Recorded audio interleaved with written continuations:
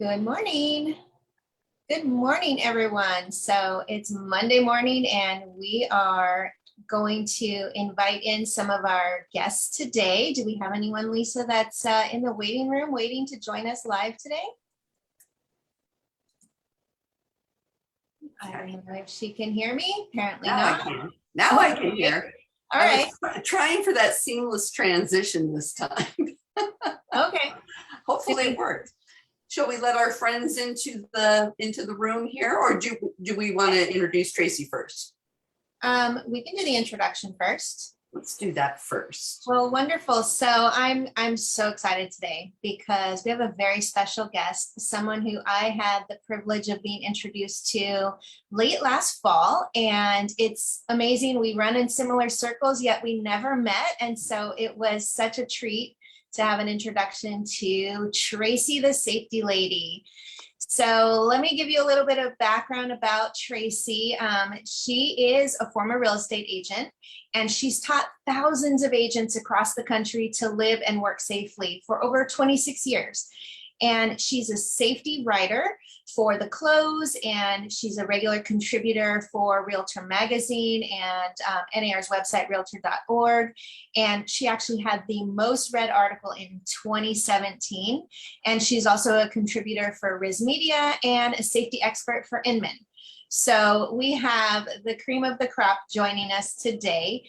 She has several training programs, including trainings and certifications that are not available anywhere else. She has a real estate agent safety designation. She has a broker manager and office safety policy certification workshop, and she has a property management safety certification workshop. So she's been featured on so many different programs, the Today Show, the Washington Post, ABC News, and we are lucky to have her 2 days before the start of Realtor Safety Month to join us as our special guest, because we like to be ahead of the curve. We want you guys to get the first safety training out of the gate, and it's my privilege to introduce my friend, Tracy Hawkins. So welcome, Tracy. Good morning. How are you all doing this morning? We're going to find out. We're going to let them all in. Great. So yeah, let's let all our guests in. Okay. Oh, awesome. I see pictures of beaches and sunshine. I'm in Kansas City, Missouri, but fortunately it's a nice, warm, sunny day here, so I'm not envious today. Well, good. Well, you know, our last meeting of the month, we invite in our nerdy real estate resources, agents and affiliates to come and join us live. And we usually get a handful. Sometimes we get, 5, 10, 20. Some of them like to still just stay on the Facebook Live because, they don't have to do their hair like we did. And we have quite a few without their cameras on. Good. There's Pam. Good. We got Pam. And more joining us. So with that, welcome everybody. Glad to have you guys. Please wave, say hello. And without further ado, let's turn it over to Tracy so she can give us the latest and greatest safety tips and just share her wisdom with us. So we'll turn it over to you, Tracy. And I know I probably asked or should have asked, are we doing just the conversation or are we doing PowerPoints? We just talk. Okay, good. Okay, good, because I don't have my PowerPoint ready, so good. Oh, well, that worked out really well then. Not that I couldn't get it ready in a flash, but I am so happy to be able to be with you all today. I am, as Lori said, I'm a former agent, so I've walked the walk, and I've spent 26 years teaching agents how to live and work safely. And something that's a little different about me is I'm actually a content creator too. She mentioned some of the places where I write and the programs that I've created. Probably one of the biggest challenges, where there are two that I can think of right off. The biggest challenges in this business is first and foremost that everyone thinks they can do what I do. And I know you all can relate when you think about FSBOs. FSBOs who think it's just so easy to put up a sign and sell a house and save the commission, right? And then I always talk to agents, what is your conversation with FSBOs? And it typically is, I'm a professional. I have experience. I've been trained. This is what I do for a living. So I have to remind people that it's the exact same thing in the safety world. I live and breathe real estate safety. I never turn it off. I know all the stories, either fortunately or unfortunately. And I, again, created the programming. And the other challenge is that most people don't want to hear from Tracy, the safety lady, until something is wrong or until there is a headline and someone close to them or someone they know, or of course, in this industry, something happens. And at that point, everyone's paying attention. My lifelong goal is to be proactive. I'd like to stop the crimes before they occur. And a lot of times people say that's a lofty goal, but I believe it is realistic, that it can truly be done. And here's how I approach it. And I'm not going to talk the whole time, but I will ask questions, okay? And so I will expect you all to jump in, but here is the way I approach it. And first of all, I have, speaking of lofty goals, I've decided that I'm going to reach 250,000 agents with my expert-led safety information.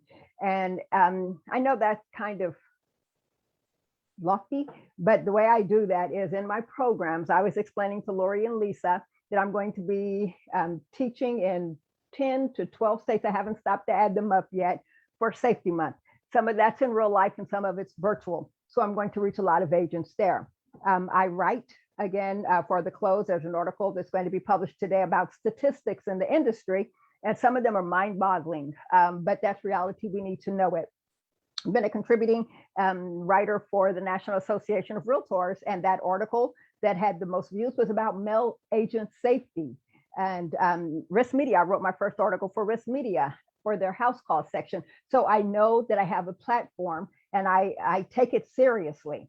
So when people say they want to have a safety program and we'll just have Susie Q or Johnny K come talk to agents about safety, no. So that's another reason I respect Lisa and Lori, is they say, we're going to talk about safety. We're going to talk about life-saving information. We're going to talk with an expert. So I appreciate that. Let us talk quickly about some of the crimes, some of the recent crimes that have been in the news. And a lot of times, a lot of people, if you don't hear, if it's not on your radar, you're thinking nothing really has happened since the Beverly Carter story. Now, I know most of you all are familiar with Beverly Carter. Let me see, most of you familiar with Beverly Carter story? Okay, most are. And then every once in a while, I'll get a group where someone says, who is that? So let me briefly summarize. Beverly Carter was a real estate agent in Little Rock. Beverly got a phone call from a client who said he was a cash buyer. She set up an appointment to meet him. Same thing all of us have done, right? She set up an appointment to meet him, and then she started having second thoughts. How do I know that? Because I had an opportunity to interview her office mate. Her office mate said after she hung up the phone, she was thinking, what am I doing? I don't know this person and I'm going to meet them.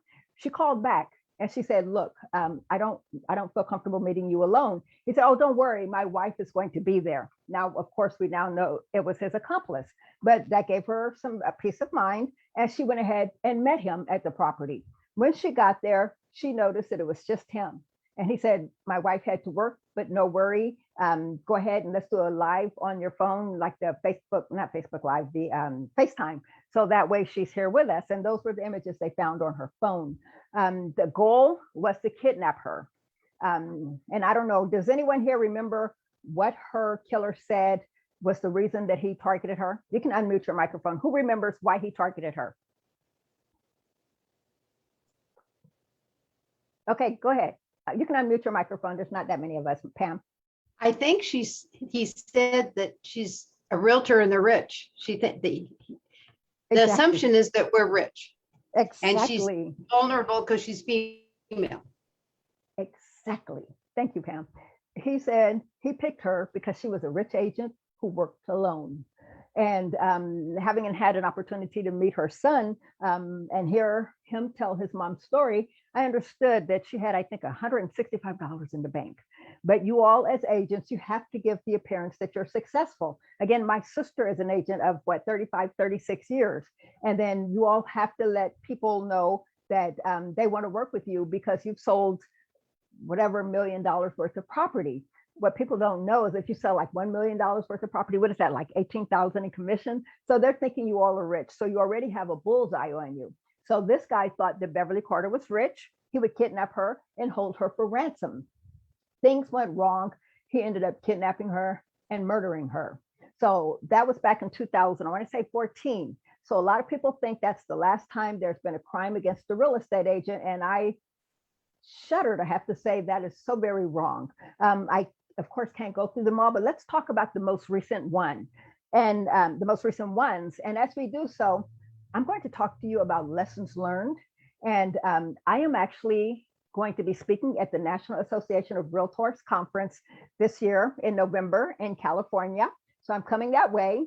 And the topic of my conversation is going to be lessons learned. And I truly believe that it's easier to learn when you have real life examples of someone just like you or someone who does what you do. You hear those stories, and we always are careful to never, ever blame the victim. Not happening. It's not allowed. But what we will do is we will talk about what happened in a specific situation and then what could have been done differently or what you can do differently if you find yourself in that situation. So let's quickly talk about the most recent crimes against agents. And then I'm going to ask you all a question, what you observed based on the information that I shared with you. And all of this is in my head. I don't have notes, so bear with me. My head, I'm telling you, it's full. So in Tennessee, a real estate agent was showing his client's property. He was at the lockbox. He was approached by a young man with a gun who pretty much told him to run. So the agent had to make a decision. Do I take on this young fella with this gun or do I run? He made the choice to run. So he threw his car keys and he took off running. So he was safe. His car was stolen by the perpetrators. Now he happened to leave his iPad in his vehicle. If you have the location enabled on your device, you know that it can be located. That's how he was able to lead law enforcement officials to his vehicle and he got it back. So that situation, the agent survived. Who can tell me the one thing that he did or the first thing that he did that led to him surviving that situation? Anyone?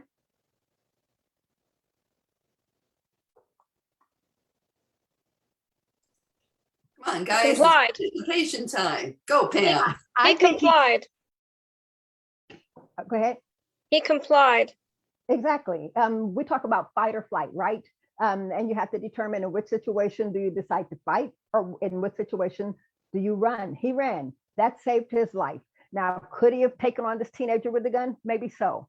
But he did what his gut told him to do. And he said, based on the tone of his voice and the aggression in his voice, he said, I knew that he wasn't playing. So he listened to his gut and he made the best decision at the time. Okay, so let's look at another story. I'm trying to think. Okay, there was a situation there in California. I know you all are familiar with this one. I think Lori's the one who told me about this one. There was a couple of siblings who were meeting with real estate professionals to determine whether or not to list their house, their family's property. Looks like the brother lived there and the sister did not. Looks like the brother didn't want to sell and she did. So they had two real estate agents and a home inspector come to the property. Things got contentious. The home inspector was shot and killed. The two real estate agents were wounded, but they survived. And as far as I know, that's the update. Does anyone know anything different? Lori? Lisa, anyone know? Yeah, we did. That was some of the initial reporting, and what I recently heard was that actually they couldn't get into the home, and it was going to be a home inspection. They couldn't get into the home, and so the home inspector said, "Well, let me just, let me go to the back. Let me see if I can get a door open." And I believe the door was locked, but the person inside had a gun, opened the door, and then shot the inspector. Oh, they thought it was a burglary, perhaps, or do you know?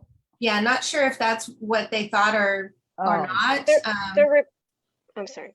I'm just getting ahead of myself. Do you want to speak, Susan? What I read about it was that they had reports that there was a family contention about the sale of the house. And there was in-home vandalism of the sign itself over the course of the year. And the neighbors did report that they were seeing all kinds of signs about the sign being knocked up and the sign having to be put back up again. And there was fighting between family members that some apparently the one with the gun did not want the home to be sold. Understood. Wow. What an awful story. Thank you for sharing, for filling in the details there. Okay, so knowing that story, can anyone tell me if there was anything that could have been done as a real estate professional, if you were going to that situation, can anyone tell me what you would have done and how you would have gotten to that point in order to be safe in that situation? Anyone? I can, in general, Okay. for myself. I'm not experienced as a home inspector, of course, but even as an agent, I would make a call ahead of time to the property, and I would have somebody who comes from the property and part of the sale just to be there and not be on my own, not Excellent. enter an unknown situation. Thank you, Susan. Anyone else have anything that they would have Just done? for the record, they thought the house was vacant. They didn't know that the gentleman was in there. It was a disgruntled brother, and they thought that they were entering what should have been a somewhat safe situation, not knowing that the brother was in there with a gun. Understood. Thank you. And Carrie looks like she had something to say.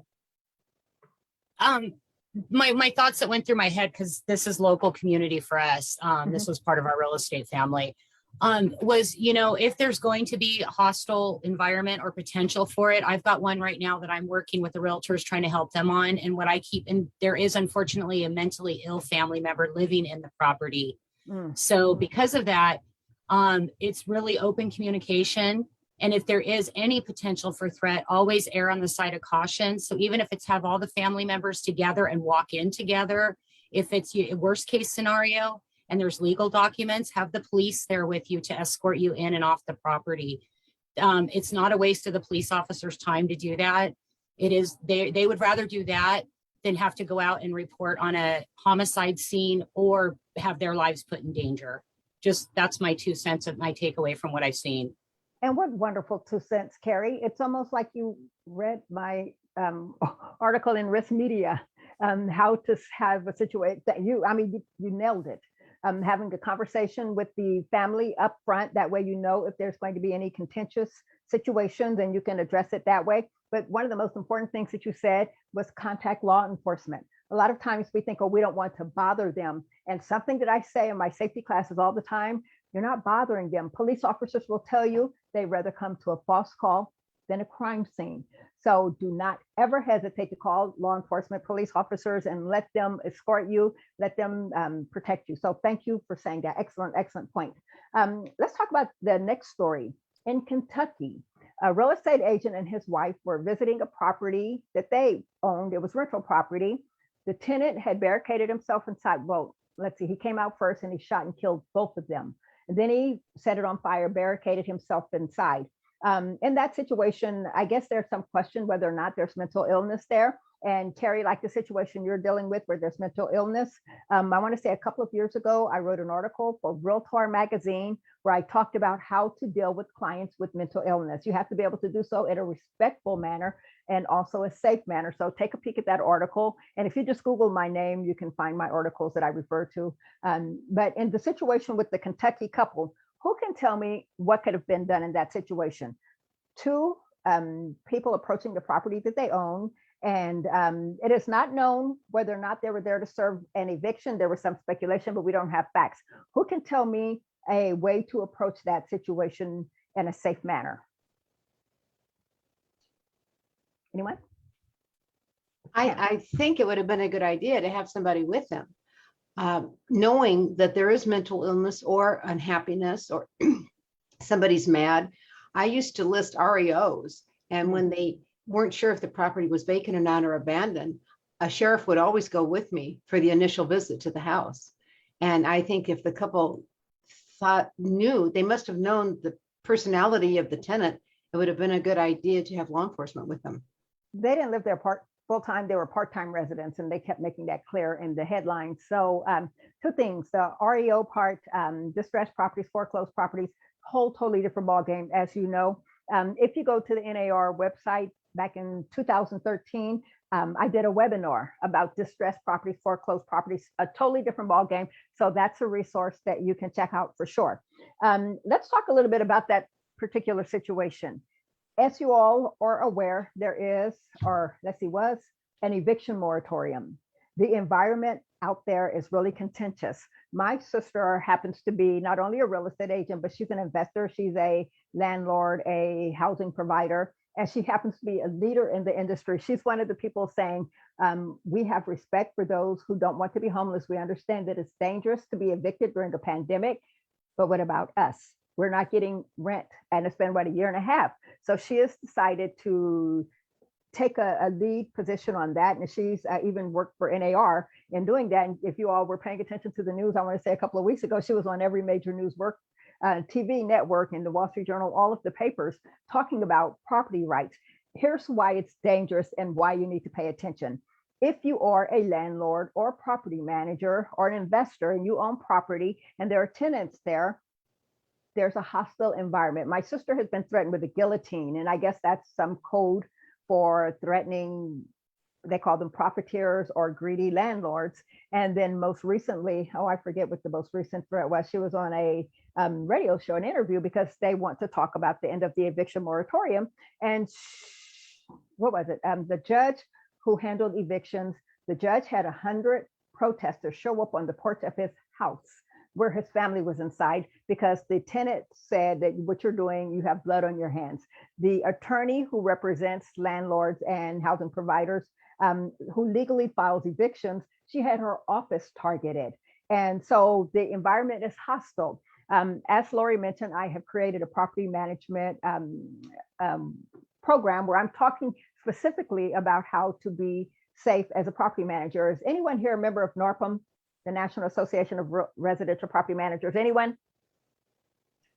Okay, if you are a member, you can, or even if not, go online, and I've written a couple of articles about specific dangers that you face during this contentious time when the tenant movement is anti-landlord, anti-property manager, and it's very real. So in the situation of this Kentucky couple, not knowing if they were going to really serve an eviction, one thing they could have done is, and I think it was Pam, have law enforcement escort you just to be on the safe side. And again, and it's just like Carrie said, they'd rather you call them than not.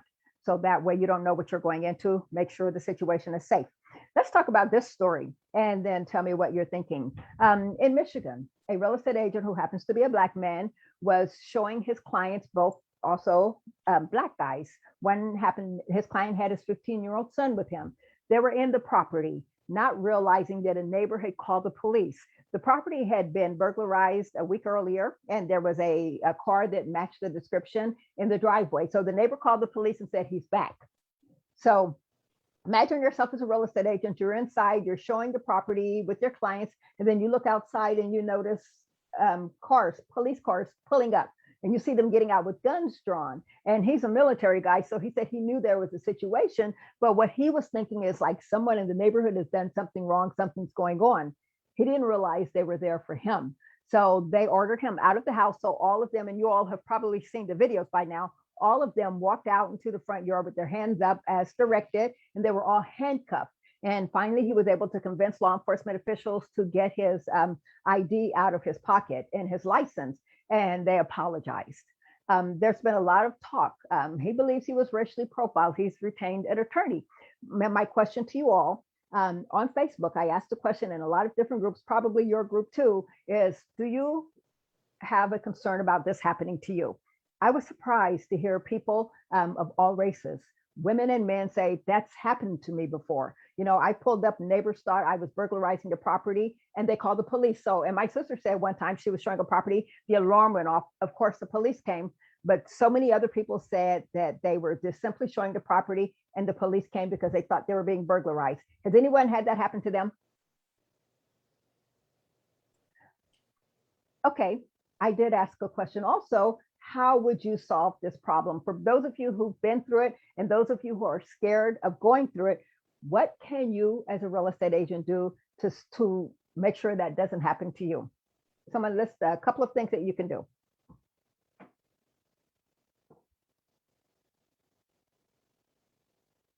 Okay, I am going to tell you. Now I can talk all day. As a matter of fact, I'm heading to, where am I going? Montana. I'll be talking for 8 hours in one day, so I can do it. here's something you can do. And real estate agent said that. One says that they wrap their vehicle. So their work vehicle is wrapped with their logos, their real estate sign, their real estate company information. So if that car pulls up in front of a listing, there's no question who's there, right? Someone else said they put magnets on the side of the door, which would have their business or company information. Another agent said that she would show up with her name tag on and make it a point to meet the neighbors. If someone's outside, she is engaging them in conversation. Hey, I'm a real estate agent about to show the property. So there are things that you can do to mitigate some of those kinds of crimes. Does anyone else have any other crime or type of crime that they're concerned about that they've been involved in, or a close call? I forgot to ask how much time I have today.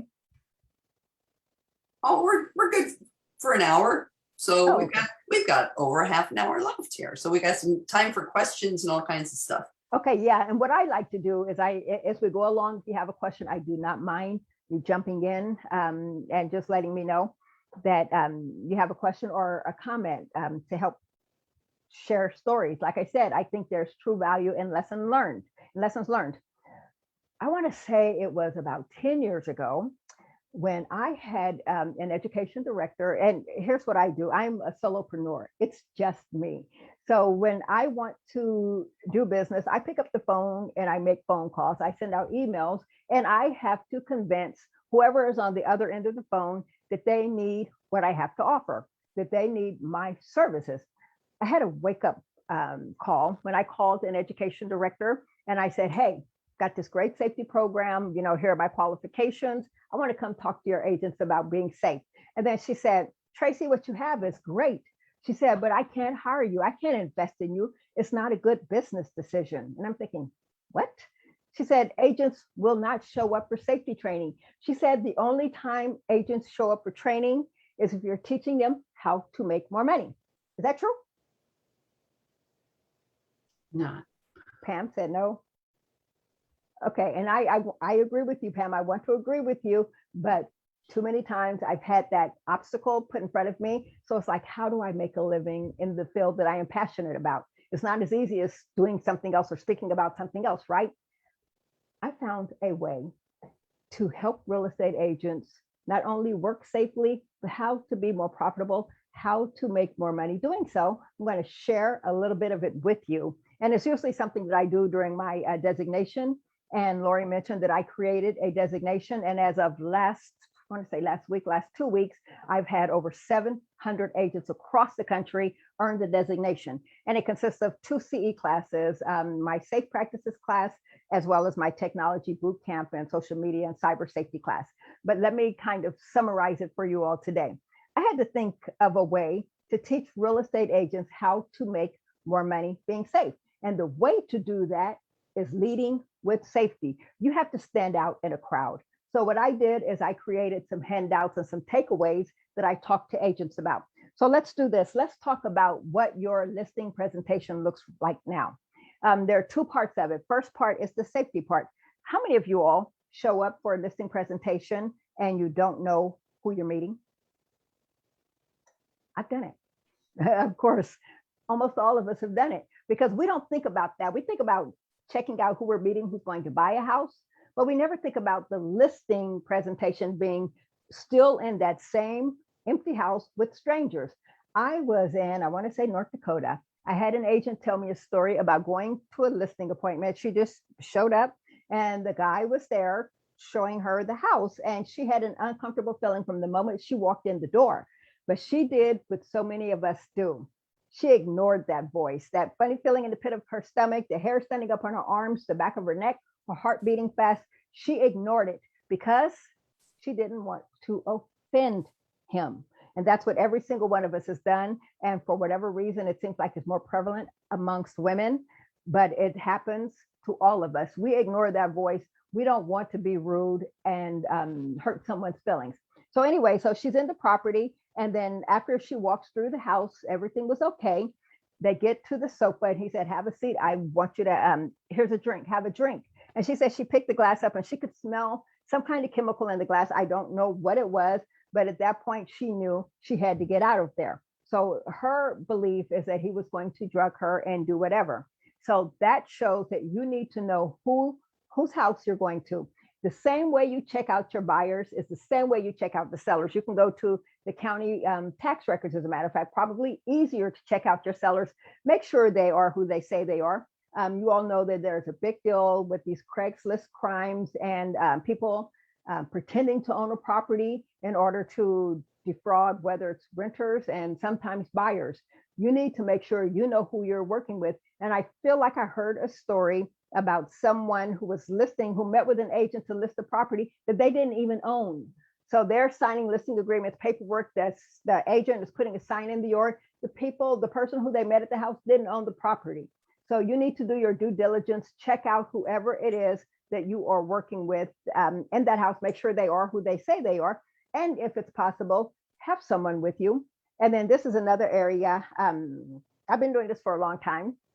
And I know when people say, don't do open houses alone, I know you're going to do them alone. When they say don't show up for appointments alone, you're going to do it because you have to do it in some cases. This is your living. But I'm going to tell you a technology hack, a way around it, how to be present with someone, even though you're alone. And one of the biggest factors when it comes to crime is that criminals don't want witnesses. So if it's just you showing up, they can do what they want to do with you, leave no witnesses behind, right? But if you have someone with you, there truly is safety in numbers. So having someone with you is the ideal situation. Let's say that's not a possibility. Who here uses Google Maps for their GPS? Who here uses the GPS with Google Maps? Anyone? Okay, okay, I see some hands up. Okay, that is a free tool. It is an excellent tool. And there are features on there that you may not know are there. And I don't know if I can pull it up quickly enough here, but Google Maps has a location feature. What you can do is when you are traveling or showing whatever you're doing, you can say to Google Maps, I want these people to be able to see my location in real time. I want them to be able to see my location 24/7 at all times or only between these hours from 1 to 4. So you get to choose how long they can see your location. What I like about it is when I'm traveling, when I'm on the road, if I decide to drive, I enabled like my mom, my sister, whoever it is that I want to know where I'm going to be, they will get a check-in whenever I stop. It'll say, hey, she stopped here, wherever I may be, and it sends them the map location, that information. Let's say you're showing. When you walk into a listing appointment, you have the seller there. You can say, hey, I just need to check in with my safety partner as part of our safety practices. You're leading with safety. Before you step foot in the door, you're letting that person know, whether they're legitimate or not, that I have safety procedures in place. Someone knows where I am. So at that point, you can pick up the phone and then you can just check in on your map and say, now they know where I am and everything's good. Let's look around. So that puts them on notice that someone knows exactly where you're located. Who here has a safety app of any kind? Some associations and boards provide safety apps. Okay, Bridget, do you know right off the name of your safety app? Live 360. That's what I was about to say. Almost everywhere I go, everyone talks about Live 360. That's probably one of the most popular apps in the real estate community, and it's a free app, and it pretty much does what the Google Maps does. Do you have the free version, Bridget? Okay, it does the same thing. You have your circle of contacts, so you pick who can see your location at any time, and that person, and same with the Google Maps, can go to their phones and they can type in your information, and then all of a sudden the map will show up and they can see in real time where you are at all times. So good for you for having that one. And those of you who don't have it, Google Maps does the same thing. What I like about Google Maps is that it also has a feature, you can see the street view. So if someone's saying, I wonder where she is or where he is, they can click on the address when you arrive and they can pull up a picture of the physical location, the outside location of where you are. So definitely utilize technology. Okay, so we've talked about screening the seller at the listing appointment. Now let's talk about making that seller like you and respect you and showing them that you truly care about their safety. I created a handout. It's a security checklist. So what I advise agents to do, and I always ask the question and I kind of sort of don't expect an answer, but let's just give it a try. What's different about you when you show up for a listing appointment? What do you do differently right now that the other 2 or 3 agents that they interviewed didn't do? What makes you stand out? Anyone? I had an agent tell me, she said, I'm not telling everyone what I do. So that's why I said I do not expect an answer. Let me tell you what you can do going forward. The safety, the security, the seller security checklist that I created for you. And if you go to nar.realtor, type my name and you'll see the home seller checklist. There's the article there and there's a link to it there. This checklist allows you from the minute you walk in the door to tell the sellers, hey, we're not talking about CMAs. We're not talking about your profits and net profits. We're not talking about marketing or open houses. Right now, I want to talk to you about making sure your house, your contents inside, and your family would be safe while your house is on the market. So you're walking through with your checklist. You're going to start with getting medicine out of medicine cabinets, getting jewelry out of jewelry boxes. You're telling them get all the paper, the stacks of paper, the mail, financial documents, get those out of sight because those can be stolen from all of these strangers touring their house, and their identity can be stolen. You're going to tell them to get expensive artwork, guns, any kind of weapons under lock and key and storage somewhere in the house or off site. So you're having this conversation with them. You're telling them all of those expensive electronic devices that they don't think twice about leaving laying around or their kids leaving laying around. All of that comes up and it's out of sight. And you're telling them about locks, landscaping, lighting. You're talking to them about things that no one else is talking to, no other agents are talking to them about. Because whenever someone wants to put their house on the market, the first thing you're thinking is, oh God, so many people are going to be walking through. I feel uncomfortable, but I don't want to say anything. This is a good market. I need to get it sold. So now you're vocalizing their concerns and you're telling them, here's how I am helping you keep your family, your possessions, and your house safe while it's on the market. So that makes you stand apart. So when it's time to sign the listing agreement, they feel comfortable with you because you're showing them that you're looking out for them. You're not just talking dollars in marketing. You're showing them that you truly are looking out for them. So that is one way that you can lead with safety. Let's talk about FSBOs. Raise your hand if you love FSBOs. Raise your hand if you get excited when you see that FSBO sign go up in the yard. I don't see one hand, but wouldn't you love to get that listing? Let me tell you how I am going to help you do that. I created a safety tip sheet. It's 13 FSBO safety tip sheet.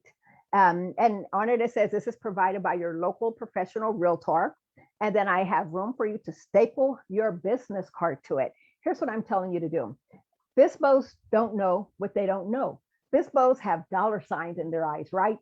They want to sell their house, and how hard can it be? Put a sign in the yard and I will just collect the save the commission. It can't be that complicated, right? We know it's wrong. So here's what's going to happen. You will have this tip sheet, and again, go to realtor.org, type in my name, and you'll see how to convert FSBOs. Look for that article, read the article, how to do it, and then there's a link there for the sheet. And if you don't find the link there, I'm going to make sure you all have my email address. And if Lori or Lisa can put that in the chat, that would be great. I would love for you to email me and say, hey, Tracy, send me some of this stuff or whatever I'm asking for. So let's talk about the FSBO. It has 13 safety tips that FSBOs have never thought about. It has tips like don't let strangers into your house. That's the first thing they're going to do. If someone knocks on their door, they put their sign in the yard, someone knocks on their door and they say, we want to see the house. What do you think a FSBO is going to do? Come on in. They don't realize how dangerous it is. You're also going to tell them, don't show your house alone. If you're showing someone you don't know if they mean you harm or not, have someone with you. There truly is safety in numbers. You're also going to tell them, if you can't have someone with you, make sure you call someone and let a friend or family member know that you are about to show a complete stranger your house all by yourself. And if they don't hear from you in a certain time frame, that they're supposed to either call the police or come over and see what's going on.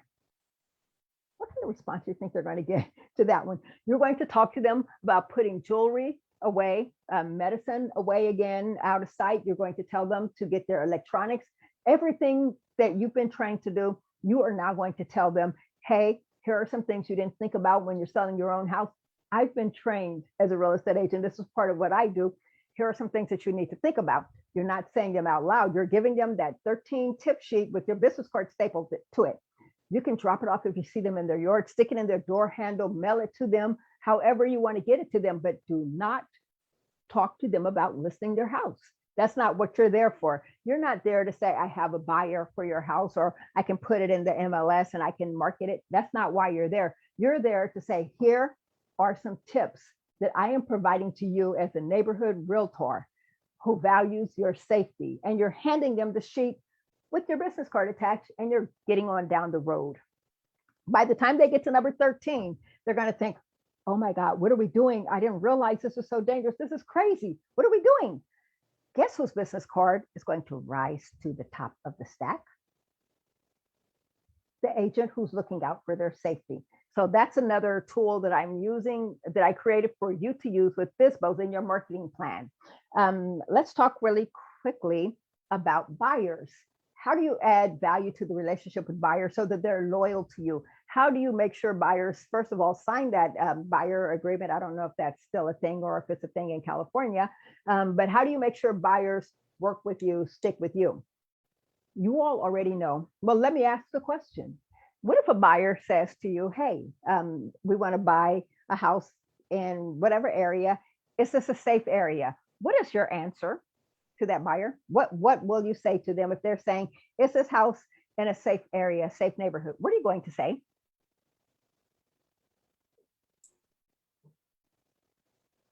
We can provide them a link to some police reporting statistics so that we are not providing them any opinion based on what we think is safe or not safe. Exactly. Thank you. You can't answer that question. And I think, is it a fair housing violation, or you can't, you legally as a realtor cannot answer that question. So instead of saying, I don't know, good luck, whatever, here's what you're going to say. Just like Lori said, I'm going to provide you with resources so that you can do your homework and determine whether or not that neighborhood meets your crime criteria. Think about it. And there are a number of websites. One of the first things you're going to do is to tell them to contact the crime prevention department at the police department, the crime prevention unit, and talk to the officer. Hey, I'm looking at a house at 123 Main Street. Can you give me the crime statistics for that area? And the police department will do that. In some places here in Kansas City, for a while there, they would publish the statistics on a weekly basis. There are websites. There's one called Spot Crime, and then there is Realty. I can never remember the name of it. I think it's Realty Track, where you plug in an address and it will tell you on Spot Crime. It will tell you the types of crime that have occurred at different addresses. So, for example, it would say whatever street auto theft, or whatever street a burglary. So let's say there's a neighborhood that had a lot of auto theft, and the buyers don't have a car. So that crime statistic may mean nothing to them. Let them make that decision. Let them make the determination. Some of the websites, and there's also the National Clandestine Laboratories. The DEA has a list of properties that they've ever had to kick in or confiscate as former meth labs. So they list that on the National Clandestine Laboratory website. And then if you plug in an address on that website, you would be, no, I'm not going to say pleasantly, you will be surprised at the addresses to show up. Those are houses that have been confiscated from having been a meth house. And as you all know, those are dangerous properties. Meth is almost as serious, if not as serious, as mold. So if your clients buy a house and they don't know it was a meth house, it's not as easy as a bleach and water cleanup. There's going to have to be some kind of, the word is escaping me. What do you do when mold, you would not Remediation. Okay. Thank you. Oh, look, I got everyone to, hey, is that the way to get you all to respond? Forget the words. Thank you. So same thing with meth. It's not a simple soap and water cleanup. Same thing with mold. It's not a bleach and water cleanup. So it would be great if you were able to give your buyers this resource before they buy a house. Here's how you find the crime rate. Here's how you find out if the house has ever been a meth house. And sometimes I look at those websites, the National Clandestine Laboratory website. Sometimes the dates are older, but in that situation, you can call your local DEA office and say, hey, your website's out of date. Can you tell me where to find up-to-date information, because they are the keeper of the meth house addresses. So that's a great resource for your buyer so that you don't get a call down the line. We just found out our house was a meth house. Now we're spending $10,000 to remediate the damage. So be a resource. So that covers the buyers, that covers the sellers, that covers the FSBOs. I'm trying to think what else. Does anyone have any other questions or any topics that they want me to talk about, or else I can pick a couple of others to wrap up with? And this is different. I never really get to do the freestyle just to talk about what's going on. It's usually a PowerPoint, so I'm really enjoying this. Anyone have any questions or topics or close calls or situations that you want to share with us? Go ahead, Pam. Pam does. I know. I just wonder if there's been a research done on how many realtors have a CCW, or if we've done any, because we've done a lot of classes on protection. Here's one thing that we do know. Every year, the National Association of Realtors does its annual member safety report. And what they do is they survey real estate agents and they ask the question, what's your weapon? If you carry a weapon, what do you carry? Number one weapon is always what? Mace. Pepper Exactly. spray. Pepper spray. And that's 19% of the agents in 2020 carry pepper spray. Number two is firearms. 14% of the agents carry firearms. What you need to know, and I mean, when I'm speaking, I ask that question in real life, and I am surprised more and more agents are actually carrying firearms. They're getting their concealed and carry permit. They're carrying when they're working. One thing you need to do is you need to make sure it's okay. I had an opportunity to interview the, I want to say it's the general counsel for NAR for one of my articles about the rules regarding real estate agents using weapons. And what the lawyer said, what he said, on a national level, we don't have rules. We send agents to their state and their local associations to find out what the rules are, what the laws are, where they live. So the first thing you would do is to contact your local association to say, hey, are we able to carry weapons or a gun while we're working? Number two, talk to your company, your broker, manager, and owner. Ask them if you are allowed to carry a gun while working, because you need to make sure. And if the answer is yes, then you can. But here's what you need to keep in mind. People always want to know, what's the best weapon? What's the best weapon for real estate agents? My answer is the one that you will actually carry and feel comfortable using. I can't tell you how many times I have had agents come up to me afterwards and say, my husband is demanding that I get a gun, but I'm so uncomfortable with it. That's going to be the real estate agent who doesn't want to carry it, so they probably won't have it on them when they need it. They're going to be scared to use it. So that's the one who will have it easier to be taken away and used against them. However, if you decide that you are comfortable with a firearm or a gun, then that's the weapon for you. Make sure you follow all laws, get the permits and licenses needed. But the most important thing, and I can't say this enough, is to practice. Practice, practice, practice. You can't just get a gun and say, I'm ready. You need to practice on a regular basis. That goes the same thing for self-defense. Every once in a while, someone will say, we're having a self-defense class, and we'll call it a real estate safety class, and it's one class. No, if you're going to have a class, you need to do it on a regular basis. Go back on a weekly basis, on a regular basis. One class is not enough for you to learn what you need to know, and to be prepared to use it in that situation. And then let's talk about pepper spray, since that's the number one non-lethal product that real estate agents use. And full disclosure, when I started my business 26 years ago, I started out selling pepper spray. I had a retail store in a mall, and I had safety, everything safety, and I sold more pepper spray than you would ever imagine. I took the pepper spray class at the police academy because people trusted me to recommend the items that would save their life. So if you choose to use pepper spray, let's talk about the difference between mace, tear gas, and pepper spray. Let's talk about which one's recommended, what it will do and what it won't do. You need to, again, make sure it's legal for you to carry pepper spray. And I know California did have some laws, some strict laws about pepper spray. And I know we may have agents from elsewhere. So you need to simply call your local police department, talk to the crime prevention unit, talk to an officer and say, I'd like to carry pepper spray. Are there any limitations or rules against it? Sometimes they may limit you to a certain size pepper spray. Sometimes it may be a certain formula or certain percentage. And sometimes they may say, absolutely no pepper spray. It's against the law. And in those situations, that's like having a weapon. So let's talk quickly. If I can go any faster.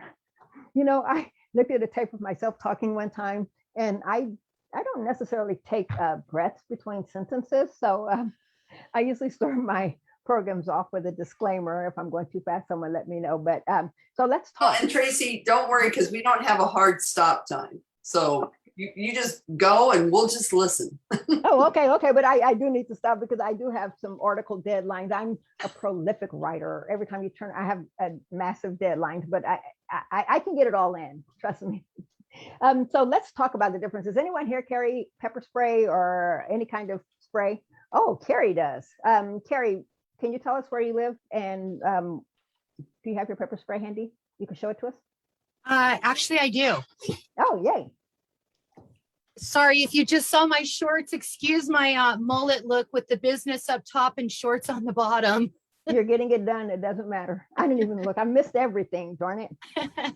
No, I carry it in my purse. I take it to open houses when I work with you guys. I have this one. Good. It has a little flip lid on the top. It's a pepper, mace, and UV. And I'm curious to hear what you have to say.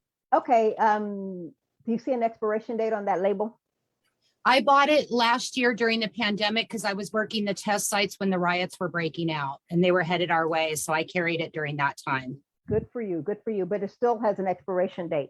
Pepper spray. Is an Yes, aerosol but it's very blurry. I don't think you can tell. It's been blurred out because it's in my purse. Do you know what it is? That's what's important. It looks like July something of maybe 2025. Good for you. Okay, good for you. That's the most important thing. Regardless of where you buy it, you need to make sure it's not expired, and you need to know that it's an aerosol canister, so it has a limited shelf life, usually 2 to 3 years. So it sounds like you have a good one there. One thing you need to do is understand that Mace is a brand name. So people say, I'm carrying Mace. Mace makes pepper spray. They make alarms. They even for a while owned a chain of car washes.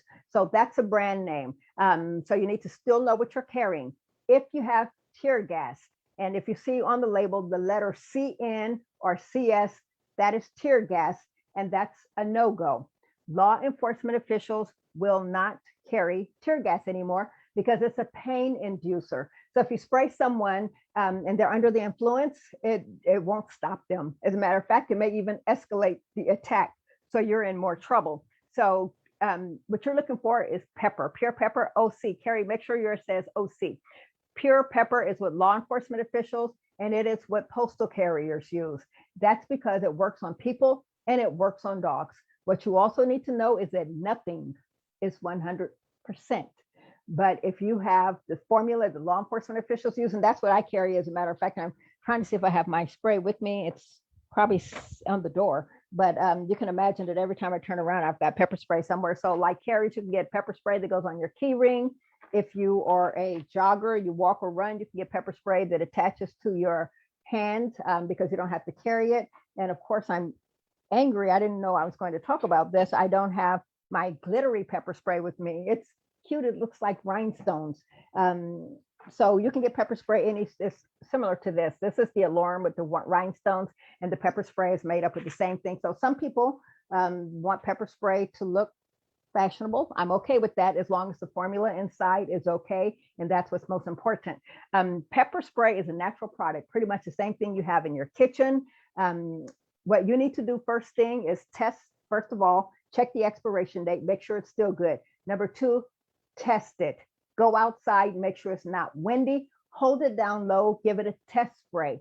That way you make sure, first of all, it's in working order. And secondly, you're familiar with the spray pattern. You don't want to wait until you're in a dangerous situation and you're fumbling with it, trying to determine how it's going to work. Be familiar with it right up front. Most half-ounce sprays, and the size Carrie has, there's about half an ounce. Most half-ounce sprays have about 8 to 10 1-second sprays. So don't worry about using it up. You need to have the peace of mind of knowing that it's going to work when you need it. I can't tell you how many times I've had someone say, I have it, but I'm too scared to test it. That's what you're using, and you're counting on to save your life. You need to be comfortable with it, just like a firearm. You have to be comfortable with it or it does no good.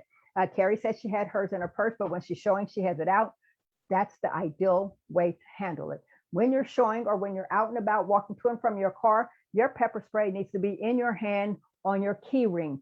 Criminals take 7 to 10 seconds to determine who's going to be their next victim. If you are the person who is walking with confidence, you have your spray visible and accessible on your key ring. Everybody knows what that is. Everybody knows what it does, and they're going to think twice before they bother you. I've been carrying one for 26 years. I've never had to use it, but the peace of mind of knowing it's there when I need it, priceless, priceless. So make sure you have your pepper spray. Make sure you test it. Make sure it's legal. Carrie's has a lock, a flip top, so that it locks. All pepper sprays have a lock. I say keep it locked until you're going to be in a situation where you might need it, and then at that time unlock it. So that's pepper spray. What we've talked about, apps. Any other questions? Any comments? Anything I didn't cover that you needed to hear today? Question. Carrie. Sorry, I keep commenting, but I do have a question. Do you have any opinion on the gel spray versus the aerosol spray for the Yes. pepper?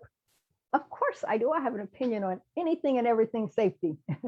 The gel is a heavier formula. So for people who are worried about spraying it and the wind blowing it back on them, gel is a better choice, and gel is heavy. So when you spray it, the wind won't affect it as much, and it's going to land where you shoot it. Keep in mind with pepper spray, you are in a crisis situation. You're not going to have exact aim. You're supposed to spray in an S or a Z formation. Get it in the face and head area. That way, whoever you're spraying, it's going to impact them. Anyone here ever been sprayed by pepper spray or in a room where it's been sprayed? I'm always scared when people say yes. Pam said yes. Uh-oh. So I got my pepper spray mixed up with my hand sanitizer once. It was just a squirty thing. So I just did this and went, I knew exactly what had happened. So don't do that. Oh my goodness. It's Oh my not good. goodness. Oh no, it's not good. Pepper spray will make your eyes burn in water and slam closed. Can't keep them open. It swells the mucous membranes, all but life-sustaining breath. So you're in a situation, first of all, you have your pepper spray in hand. Someone's approaching you, you feel uncomfortable. You can spray them before they get close enough to even think about taking it away.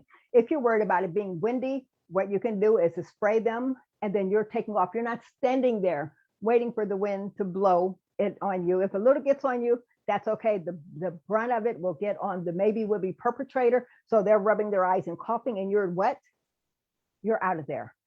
So remember, and most pepper sprays can go anywhere from, I want to say 12 to 16 feet. Some people would talk about wasp spray. Have you all heard about the wasp spray recommendation? Oh, good. I don't pay attention to it, but some people say carry wasp spray because it goes farther. Wasp spray goes up to 20 feet. So people are saying you need to carry wasp spray. It's better than pepper spray. I am here to say, no, it isn't. Let me quickly tell you why. If you read the label of wasp spray, it will say that it is a federal crime to use this for any purpose other than its intended purpose. So you spray someone with wasp spray and then they are injured, whether they're hurting you or not, they can sue you. You could get in legal trouble. But at this point, you're saying, well, whatever it takes, I need to be safe.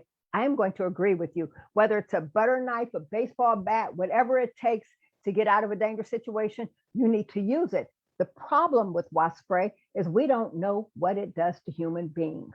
We know what it does to wasps. It attacks their central nervous system and it kills them. What does it do to human beings? We don't know. Does it tickle them? Does it make them laugh? Does it kill them? Does it burn? We don't know. And for that reason, wasp spray is not an answer. The sprays that I showed you in the little glitter ones, those go up to 16 feet. And Carrie, the one you have, it looks like it's a good brand. And I want to say that's probably in the same range too, as long as it's pure pepper, that they go a great distance. So leave the wasp spray alone. We don't know what it does. We don't want you to get arrested or sued trying to defend yourself. Plus, if wasp spray was so good, wouldn't police officers be driving around with a can of wasp spray in their car? It doesn't happen, right? Pepper spray, use what law enforcement officials use.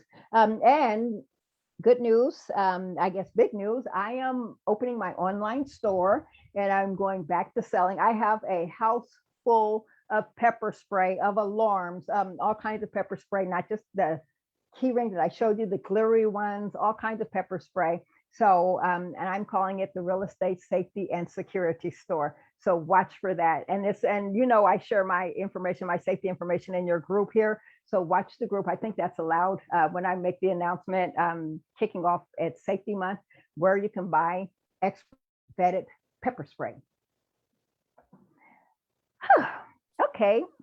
Take a breath. Take a breath, Tracy. What does that mean? Wow, that's a lot of information. Okay, Lori does own pepper spray.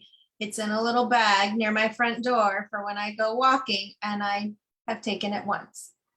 And I've not sprayed it. So that's my homework is to test it. Test it. And keep in mind, it works on dogs, and it's what postal carriers do. So you're not going to hurt dogs.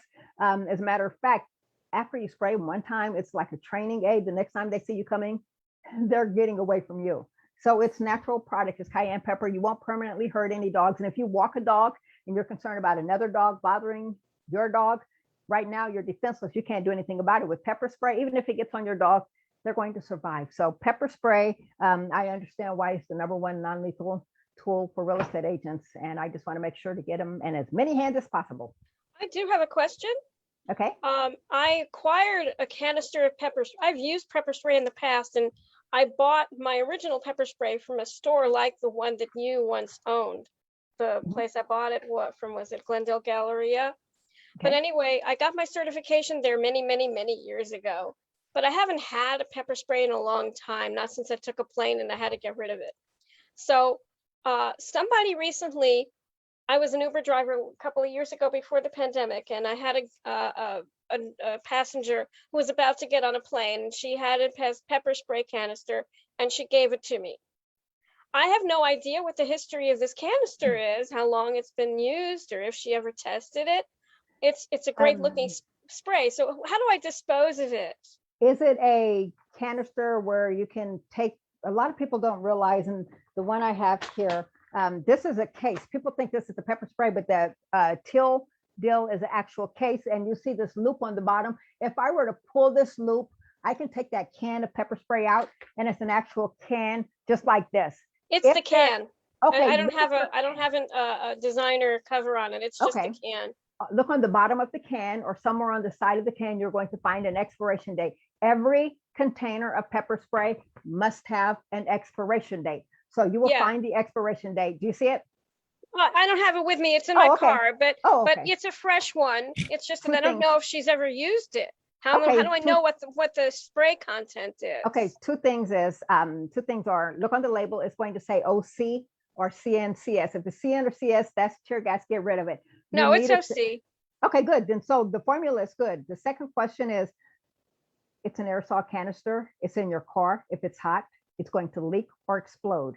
Plus, it can't keep you safe if it's in your car. I had a client buy a pepper spray. He kept it in his car, and it was like a 2 ounce or 4 ounce, and it exploded and it shattered his windshield. So it's an aerosol canister. You have to be very careful keeping them in a hot car. Secondly, look on the label for OC. You already see that there. Look for the expiration date. And then here's the deal. You can shake it and see if there's anything inside. But the more important thing is, will it spray? Take it outside and give it a test spray. And that way, you know that if it's working, you'll see the spray pattern. And if not, you know you need to replace it. But good for you for asking the question and understanding, and for actually having it. So good for you, and get it out of that hot car. And then you brought up an excellent point. I'm about to fly. I can't take pepper spray on board an airplane. It is a federal crime. Some airlines may allow you to pack it in the luggage area. I leave mine at home, or I leave it in my car at the airport if it's not hot outside. So definitely take it out of your car. If you're going to a government building, city hall, or any kind of courthouse or any building, they won't let you take it in. So remember to take it out of your car for those short periods, out of your off your key rings, and you can leave it in your car for those short periods of time. Go in, conduct business, and come back out. But yeah, definitely know what you're carrying, and make sure there's something in that canister before you trust it with your life. And so pepper spray, the formula doesn't go bad. I'll feel the liquid inside. Is that what it is? Okay. Yeah, correct. And pepper spray, true pepper spray OC, the formula is not going bad. The issue is whether or not there's enough aerosol pressure to get it out of the canister. So if you can shake it and spray it, you're okay. Got it. Okay. So thank you. One quick question. I wonder if because you said it was good for dogs. I mean, I walk at night and I do hear the coyotes. So I wonder if that is also good for coyotes. I don't know why it wouldn't. Think about pepper spray is used on bears. They package it in a bigger canister and they call it bear spray. So if it works on dogs and coyotes and it works on human beings, it's going to work on a coyote. You have to be close enough, and then just make sure you get it. Well, depends on the distance. These go up to 16 feet. The ones that I have, and the glittery ones, they go up to 16 feet. So just make sure you're able to get it somewhere in their face and head area. That's the most important part. That's going to affect their eyes as well as their mucous membranes. And keep in mind that nothing's 100%. Law enforcement officials use it because it typically works. So I trust that it'll work, but be prepared no matter what. Thank you. Mhm. Any other questions? Okay, well, I am going to make sure that you all have the link for when I kick off my safety, the real estate safety and security store. And then final thing is, I keep seeing these little self-defense key rings. I don't know if you all have seen them. They have these big furry balls on them, and they have knives on them, and they have all different kinds of things, and they're glittery and tap shoes and all kinds of stuff on them. No, no, no, no. People are selling them like crazy online, and it drives me crazy because you're buying this big balls of stuff and people can't tell whether or not you have a weapon, and it's hard to get to because there's too much stuff. I say, keep it simple, know who you're buying from, and make sure you're buying the right formula. That's the key. And you can go to my website now and order. It's just not the fancy store yet, but the items are on there at my safety and security source website. So watch for my information. Thank you very much. I really appreciate your talk. I have to run to another webinar. Otherwise, I'd stay for much longer. Thank you very Understood. much. Thank Have you. a great day. Thank you. And then if I can close out, ladies, with one more thing. What I did is, when I talk about leading with safety, I started a subscription program. I'm a writer, content creator. So I say, if you are trying to reach out to people in the neighborhoods where you're farming or where you're marketing yourself, lead with safety, share safety information and tips. Some people share gardening tips, some people share recipes, whatever, just share something, because NAR said when they surveyed agents, 91% of the agents never follow back up with the client that they sold to. Follow up. And when they're ready, when that client is ready to buy again or sell again, 14% of them will use the original agent. That's because you're not top of mind. So that's another thing. I'm kicking off my subscription service. I'm writing safety and security articles, general safety, home security, auto safety, just content that you can copy and paste either on your Facebook page, your social media, in your email newsletters, on your website, whatever it is. I'm providing the content. Just subscribe, and that's on my website now too. For brokers, managers, and owners, I'm providing content for you, safety tips for your agents, everything professionally written. That's all for me. Tracy, what is your website address? And we can enter it in. safetyandsecuritysource.com, and source is with an S like Sam, safetyandsecuritysource.com. Okay. Excellent. Well, Tracy, thank you so much for sharing your wisdom and your energy with us this morning. We've got a lot of great tips, and some of it we've heard before, but we need to keep hearing it over and over and over and over. And so thank you for being patient with us and providing us some great content today, and for contributing within the group on a regular basis too. We really appreciate you. I hope to see you all at the NAR conference in Yes. San Diego this year. San Diego? Yes. Oh, Yes. yeah. Hope to Let's see you all there. have lunch. Okay, let's have lunch or do. something. Yay, let's do. Awesome. Well, thank you for your time. Good luck with your safety presentations next month. Safe travels, and spread the word. Spread the good word, my friend. Thank you all so much, and everyone be safe. Thanks, Tracy. What a wonderful conversation today. And I hope everybody takes this information. Remember, it lives on in our Facebook group. Share it with somebody you know, share it with your office.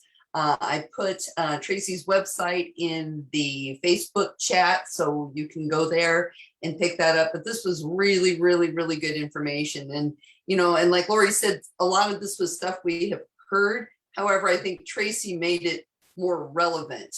And that's something that's really super important too. So I want to thank everybody for coming. I learned a lot today, and I hope everybody else did too. So thank you all for being here. And Tracy, thank you so, so much. And we'll see you in San Diego. Okay, everybody, well, have a wonderful day. Everybody go out and sell a house and do it safely. And we will see you all next week. So take care. Have a good day. Thanks for coming. Bye, everyone.